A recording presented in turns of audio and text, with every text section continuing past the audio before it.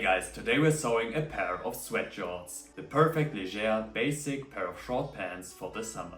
You can find the pattern on my website, the link is in the video description down below, and for the first 20 people of you, there's a 20% discount with the code SUMMER.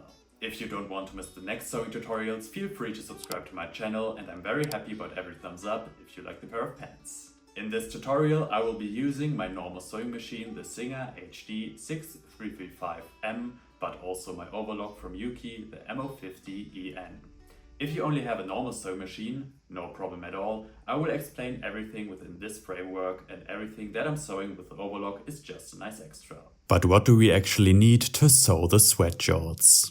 Approximately 1.5 meters of sweat fabric, a universal and a stretch sewing needle, a normal sewing foot and an edge sewing foot, an iron, a pair of scissors, a seam ripper, a tape measure, chalk or a colored pencil, thread that matches the color of the fabric, a 4 cm wide elastic band, the length varies depending on your hip circumference, and a safety pin. Once we have all our utensils together, we need to prepare our pattern. To do this, we lay all the A4 pages in front of us in the correct order and cut everything perfectly along the edges. Then we have to glue all the small individual pieces together to make our final pattern pieces using sellotape. For the fabric, I chose a light gray sweat fabric, which is perfect for this project as we're sewing a pair of sweat jorts. You can of course use also other types of fabrics. We now spread out our fabric in front of us. Pay attention to the weave direction of the fabric. For pants, you should make sure that the weave direction is vertical for all pieces. The fabric can be folded on top of each other for this project. This is because we lay the pattern piece for the back trouser leg, the back pockets, the front trouser leg, and the 2 pocket back pattern pieces on the fabric. Place the pattern piece for the waistband on the folded edge of the fabric. This is the closed edge of the folded fabric, which you can see on the right hand side. All these pieces are now neatly cut out. You can of course also draw the silhouette on, but I cut directly along the pattern here. And now let's get our iron ready, because to make sure the pants are a complete success, we will iron each part once. Make sure you follow this step in the video. Believe me, it completely changes the kind of end result of a garment. I often skipped a lot in the beginning, but that's not a good idea in the long run. By the way, you could also wash the fabric first and then iron it, but that takes too long for me. The small factor by which the fabric shrinks only comes into play after the first wash. As soon as we have finished ironing everything, we mark the wrong side of the fabric on all our pieces. Do this just to be on the safe side in case the left and right sides of the fabric are slightly similar. This will help you avoid unnecessary mistakes when sewing them together. Now we start with the back of the trousers. To do this, we lay our 2 back trouser legs in front of us and use the pattern piece again to mark the corners for the trouser pockets. Now we can turn our attention to the back trouser pockets. To do this, we place them in front of us, and I will show you what we need to do for both using one of them. First, we fold the side edges inwards by approximately 1 cm. Then we fold the top edge in twice. Once by 1 cm and then by 2 cm. It may take some time to fold the edges over correctly at the lower slanted edges, but you can manage that too. All folded edges must now be ironed though roughly. The first top stitch seam can be made on the upper edge with a stitch length of 4 and the needle position on the right. The second top stitch seam is made with the needle position on the left. Now place the pocket on the back trouser leg and pin it in place at the side and bottom edges. The top is of course left open.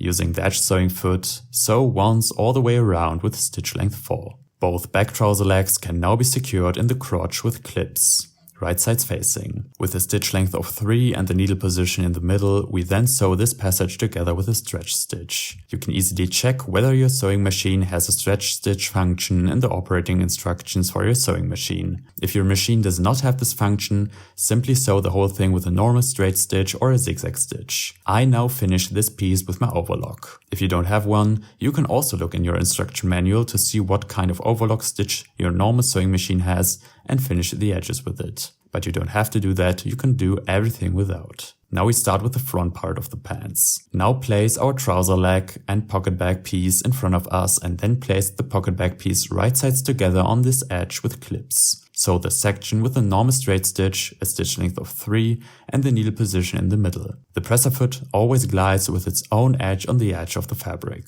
Now turn the pocket back piece inside out. By moving it back and forth between our fingers, we now bring this edge of the fabric together. Now take our edge sewing foot, set the stitch length to 4 and make a top stitch seam lengthwise. This allows us to place the rear matching pocket bag, right sides together, on top of the folded over bag.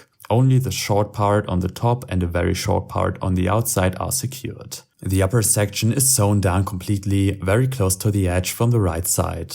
The outer section is much shorter, about 2 cm. Now the back pocket bag can be properly secured with clips. The entire bag is sewn shut all the way around. Just make sure to unstitch directly at the points where the passages that were fixed briefly beforehand end. As soon as we have prepared both front trouser legs with the pockets, we can fix both right sides together at the crotch with clips. This section is sewn together with the stretch stitch and finished with the overlock. We can now lay our front and back trouser legs right sides together. Make sure that the front and back of the crotch seam run neatly into each other. From there, the entire inner leg section and the 2 outer sides are fixed with clips. These sections are then sewn together and finished with the overlock. Now we can finish the trouser leg openings. To do this, I first fold over approximately 1 cm on these trousers and then fold over another 3 cm. This strip is pinned all the way around. The strip is then sewn from the inside, edge to edge, with the normal presser foot and the needle position on the left. The trouser hem can then be ironed once. Finally, we just need to finish the waistband.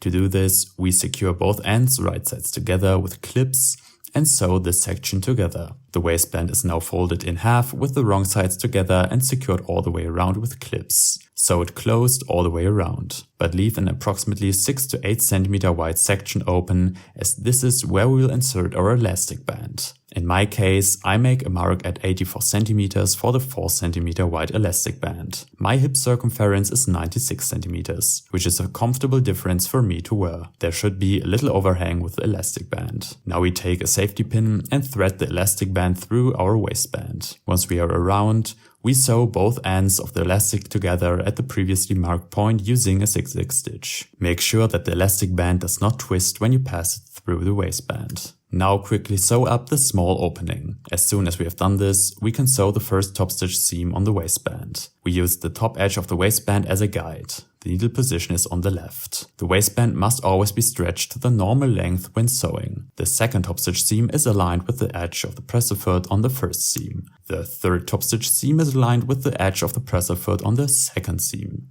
The fourth top stitch seam is aligned with the edge of the presser foot on the third seam. Now we mark 8 equal sections on our waistband with clips.